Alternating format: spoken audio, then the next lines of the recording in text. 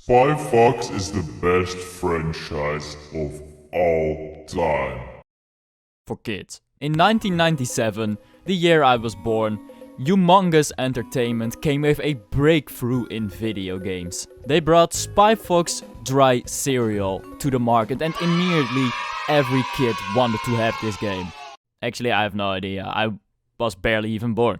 The Spy Fox franchise consists of 3 actual full story games and 2 arcade games which no one really gave a fuck about. But even though they stopped after only 3 games, goddamn these games are good. You see, Humongous Entertainment was really ahead of its time with these video games. At the time, every video game looked like an abstract painting and no one really gave a fuck about video games because they looked ugly as shit anyway. I first played this game when I was 6 years old, in 2003, and now in 2019 I played them again for this particular video and I enjoyed every single second of it. In Spy Fox, humans don't exist, only animals live in this world. You play as a fox who's wearing a tuxedo at all times, and you're a spy. You have to prevent these evildoers from taking over the world in the weirdest ways possible. In Dry Cereal, William the Kid tries to take control of the dairy world by getting rid of all the cow milk that exists in this world, to get the world to use his delicious goat pie products. In Some Assembly Required, LaRoche tries to destroy the world with a giant dog because he wasn't let into the World Fair since he was too small, and he wanted to get revenge on those guys that said he was too small. And then finally in Operation Ozone, Poodles Galore tries to destroy the ozone layer so that people use her sunscreen and she can get a lot of money. As you can probably tell, these concepts are incredibly strange and incredibly funny. In all of the games the story just gets to you. You really get invested into the story and you really like all the parts even though none of it really makes sense. What do you know about the double sour cow ice skating move? You look tense. Let me give you a massage. What does this have to do with anything? I tell you, kiddo, I did the double sour cow as the masked she-bear. In fact, that skating move is fully illustrated in the latest edition of the bi-monthly magazine Skaters Weekly in a color diagram and everything. Color diagram? May I have that? It's all yours, sweetie. Thanks. Oh. There's just something to saving the world from an incredibly weird thread. On top of that, Humongous Entertainment really made these games something else. Every character is there for a purpose. They have their own interesting personalities, and you basically have to talk to everyone in order to proceed in this game. Even though the sound quality is kinda bad, you basically ignore that when you're listening to the dialogue between Spy Fox and these interesting characters. I found a pair of flippers. Can I use your scuba suit now, Wet Eddie?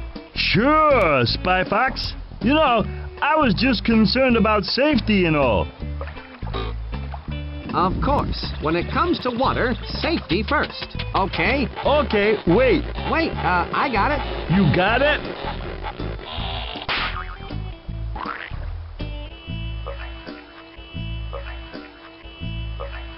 Okay. To add to that, during these interactions and also in the cutscenes, there are so many jokes. And even though the game is filled with a bunch of jokes, you never really get annoyed by them. They involve jokes revolving around wordplay. I got something very important out of a smelly trash can. Well, of course it's smelly if you got it out of a trash can. You need a hobby. No, not smelly. Smelly! As in the society of meaningless evil, larceny, lying, and yelling. Of course, our evil nemesis. Around regular jokes. Spy Fox, are you okay? Shaken but not stirred, Monkey Penny. And even cynical jokes. There isn't any water within 1,000 miles of here. What do you use those for? I like to put them on and pretend I'm a duck. None of these jokes felt overdone, and even though almost every interaction contains 1 or 2 jokes, you never get annoyed by them. They're entertaining as fuck, honestly. And they're funnier than I will ever be. Just like every spy in real life or in the movies, Spy Fox also has gadgets. And you have to use these gadgets in order to even get close to completing this game. All 3 of the games have their unique gadgets which you can only use in certain situations.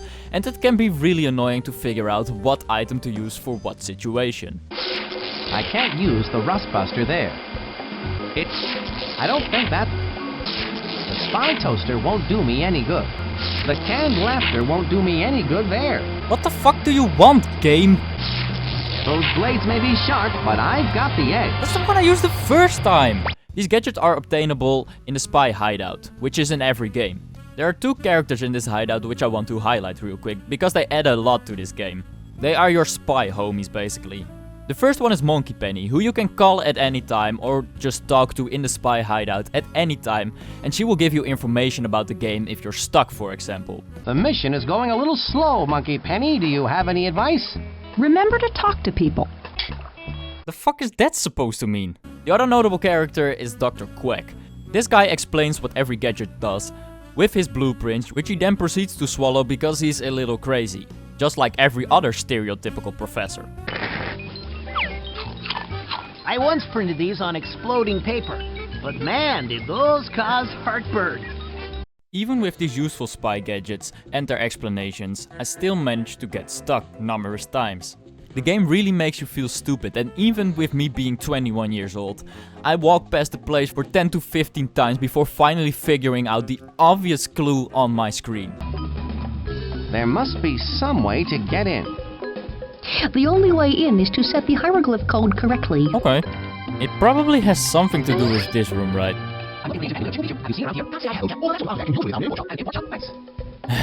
maybe not. I don't know. The only place that had no purpose so far is this fucking room. God damn it, what the fuck am I supposed to do here? Maybe if I click everything, maybe that will do something. I have no idea. This... Somewhere there has to be something that I can use. Wait the fuck... Oh my fucking god, how can I be this fucking stupid, man? Once you figure it out, you feel like such a fucking dumbass because this game is meant for kids and you're a grown-ass man playing this and you can't even figure it out. At one point I even had to Google what I had to do because I was just that fucking stupid. Then, the art style of the game. There's plenty of people that hate on the art style of Spy Fox, but I find it to be really cool. I really like the cartoony style, and it just really makes me think about the old cartoons, so maybe that's the nostalgia talking, but I absolutely love this art style. Before that time there were a bunch of pathetic attempts at making a good looking game, but this simplistic style just does the job, and it really makes you feel at home. Every time you move to a new area, a cutscene is played. But Humongous Entertainment also thought of this. By pressing escape, you can just skip the cutscene in its entirety and the game doesn't become annoying and dreadfully slow to play through. Every area you visit has its own interactive environment, and you can click on almost anything and something will happen, something funny, something that just adds something to the game, which makes this point-and-click game really interesting. On top of the main storyline, your Spywatch also has a bunch of mini-games which you can play if you're really bored and you for some reason don't want to finish the story. Despite these sound effects kind of sounding like an edit of mine, which is bad by the way, they still got a couple of laughs out of me and I thought they were really well done. Maybe so, but the smoke's on you, laddie. You mean the joke's on me, don't ya? Please stop that. Like I said, the smoke's on you. On top of that, Spy Fox even teaches you how to duplicate a key in order to get into buildings easily, and how to fake your ID to get past guards. Humongous Entertainment probably realized faking your ID is probably not the best thing to teach kids, so they included a fair warning. Creating false ID cards is something only secret agents can do, and then only when we're on a case. Right! But even then, after this I really knew how to be a successful criminal. So I thank you for that, Spy Fox. All jokes aside, this game is an absolute must-play. The storyline, the characters, the environment, the gadgets, and the game making you feel stupid at times, even as an adult, even though this game is meant for kids. I don't think that's the best use of the Spy Mint.